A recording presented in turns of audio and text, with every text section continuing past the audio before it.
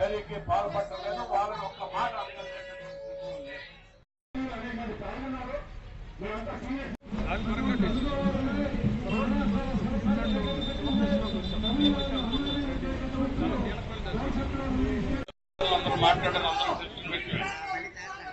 Public sector అనేవి సమాజంలో అతిపేద వర్గాలకి, గ్రామాల్లో ఉన్న వాళ్ళకి, అతిపేద వర్గాలకి వీళ్ళందరూ కూడా సామాజిక మార్పు అన్నది స్పష్టంగా జరిగింది.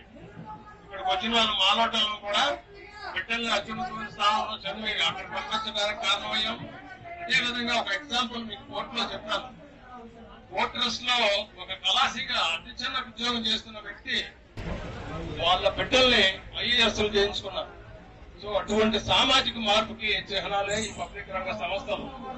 ఇప్పుడు పాటల ద్వారా మీరు అందరూ తెలుసు, ఎన్ని పబ్లిక్ రంగ సంస్థల్లో వాళ్ళు ఎలా ప్రైవేటీకరణ చేసి ఎవరో కొంతమంది వ్యక్తుల చేతుల్లో పెడుతున్నారో మోడీ గారి సంగతి పూర్తిగా తెలుసు. మరి మోడీ గారు తాలూకా పాత్ర అయిపోయింది. ఇప్పుడు పాత్ర ఎవరిది? కీలకమైన దశకు వచ్చాం. స్టీల్ ప్లాంట్ ఈ బాధ్యత అంతా కూడా ఇప్పుడు లోకల్ ప్రభుత్వం చంద్రబాబు నాయుడు గారు తీసుకోవాలి. ఇక్కడ క్షమించాలా, పార్టీ పరంగా ఎవరైనా ఉంటే నన్ను క్షమించాలి. ఎందుకంటే బాధ్యత తీసుకోకపోతే ఇప్పుడు ఉన్న నష్టం చాలా హిస్టారికల్ నష్టం జరగబోతుంది.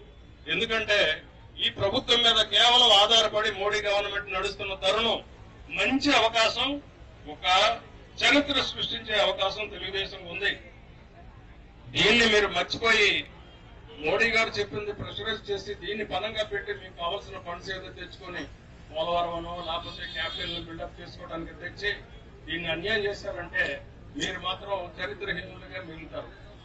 అది మాత్రం వాస్తవం. ఇంతకుముందు గవర్నమెంట్ కూడా ఏం చేయలేదు. ఘట్టబద్ధంగా చెప్తున్నాం. ఇంతకుముందు వైఎస్ఆర్ ప్రభుత్వం ఆయన కూడా పర్సనల్ కేసుల్లో దృష్టిలో పెట్టుకుని వారు కూడా ప్రెషరైజ్ చేయలేకపోయారు. ఇప్పుడున్న పరిస్థితుల్లో చంద్రబాబు నాయుడు గారి మీద బాధ్యత ఉంది. ఖచ్చితంగా ఆయన చేయలేకపోతే మాత్రం ప్రజలు ఎవరు ఊరుకోరు. కాబట్టి మన స్ట్రాటజీ అంతా కూడా ఈ స్టేట్ గవర్నమెంట్ మీదే కాన్సన్ట్రేట్ చేసి ప్రెషరైజ్ చేయకపోతే మనం నష్టపోతామని చెప్పేసి మీ అందరికీ మనం చేసుకుంటే సెలవు తీసుకుంటాం.